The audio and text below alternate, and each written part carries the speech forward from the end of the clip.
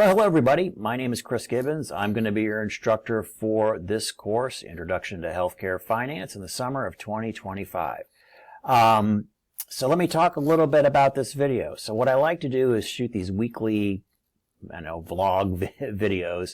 And in there, we're going to talk about the course and what's going on. Also, if there's any important changes to the course, I'm going to mention that in these videos. So it is very important for you to at least watch the video. If you see I got a new video posted, please watch it, because if we're going to make changes to the course, and usually every group of students is different, every semester is different, we're almost always making some sort of tweak to the course as we run it. Those changes are always going to be to your advantage. So make sure that you do watch these videos when you do see them appear in the course, which will usually be weekly. Occasionally I'll need to get an announcement out to the group that doesn't justify a video, so you might see a little text blurb, but they'll all be in this area here for the next 7 weeks. So as soon as you click on the course card in Canvas, you come to this landing page.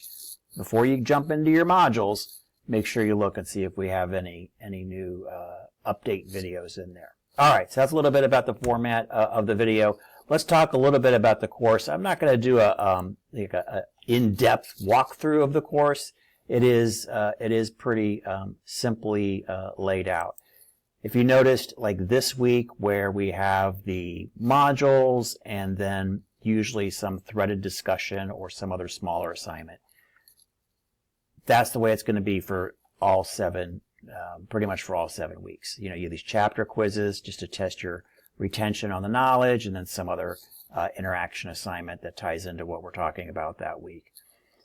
Now, as far as doing well in the course, that's what everybody wants to know. How can I get an A in the course? It's pretty easy. Just turn in all your assignments and do the easy ones, for sure. Because get all the low-hanging fruit. All these chapter quizzes, everybody should be getting 20s on those. The threaded discussions, are you participating? Are you following the instructions? You're going to get all the points for those. Where people get points off is they don't follow the instructions. That's the vast majority where points are deducted. If it says respond to 2 other of your classmates, I go in there, I look for 2 responses. They're not there. You're already automatically losing points. So you're going to get the vast majority of the points for an assignment by just following the instructions. Then I look at the quality of the work. Then is it B level, A level work? If you just put forth a good faith effort, you're going to do well in the course. The other area where students lose letter grades, where they go from a final grade of an A to a B to a C to even worse, is missing assignments. So make sure you're just doing every assignment in there. There might be some weeks where you're so busy you can't necessarily maybe do your best work, but just getting it in is better than a 0 in the grade book. So make sure you're capturing every point possible. The more challenging areas will be moving, I think it is in Module 4. We're going to have a midterm exam. We're also going to have a final exam. Those are going to be proctored through ProctorU. Now, if you're not familiar with what ProctorU is, that's a service that we use that basically you're on camera while you're taking your exam. And what we're looking for, and it's whether you're continually, you could be watched all throughout the exam, or they're also using AI in the background to watch for any kind of unusual movements that might trigger something. So why we do that is we want to make sure that you are taking the actual test, and we want to, make sure that the integrity of the exam, that it's you taking the exam. Also, really with AI, with the introduction of AI that can take any test and PhD level and do really, really well, we want to make sure it is you and a human being taking it. So that's why we got the proctoring in there. making sure that you have some retention of the stuff that we're going to learn, and that you are able to demonstrate that on your exam. So that's a little bit about ProctorU. We'll talk more about that as we lead up to Module 4. I want to make sure you guys are ready for that, especially for those folks that have never gone through that. Sometimes it can be sometimes, not always, but sometimes there's some technical challenges for students with ProctorU, and we want to make sure those are all ironed out. The biggest one that I'll just mention right now is that you have to have like a real computer. I'll just say that. You cannot have a Chromebook. You can't do it on a tablet. You have to have a legit, it can be a MacBook Air, it could be a, PC based, but it has to be, quote unquote, I say a real computer in order to do that. So that's where we have the problems, where people are trying to use Chromebooks, and those do not work. So, and I would say in general for the program, just having a kind of a full level computer is something that you'll generally want.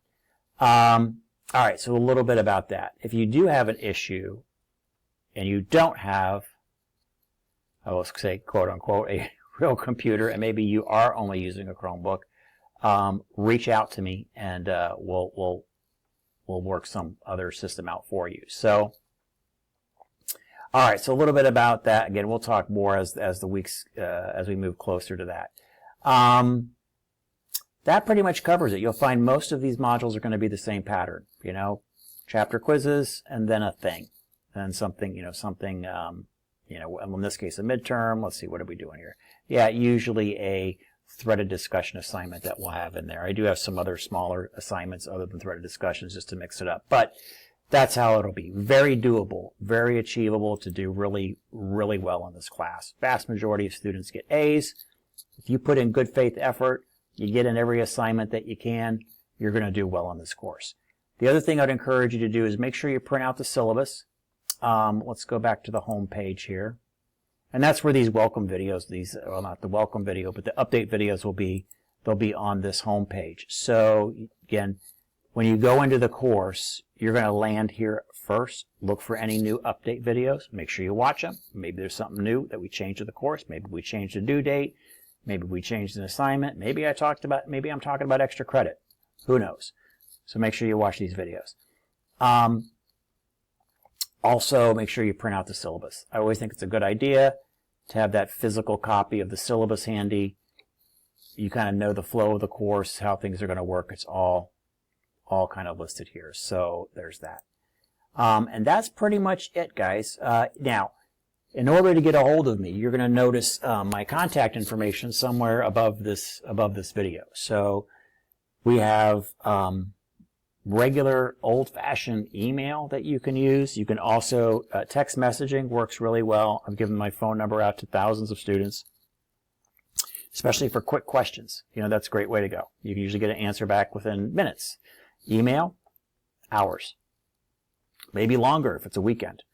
So text messaging is best for those kind of short questions, which usually most of these things are.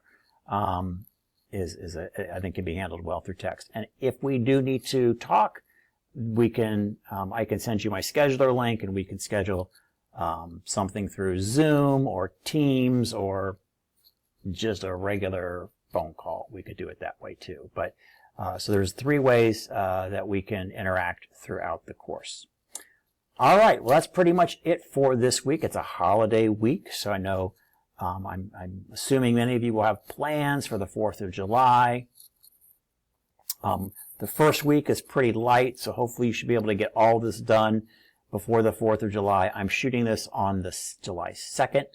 I know a lot of fireworks are going off on the 3rd, then you probably got plans for the 4th, and make it a nice long weekend. So I hope everybody has a great holiday weekend, and enjoy that time with your friends and family. Hopefully you do have some time off. I know a lot of you are healthcare workers, and sometimes weekends and holidays don't count. But I've been there, done that. I know it's very difficult. But if you do have some time off, I hope you all have a great and safe holiday weekend.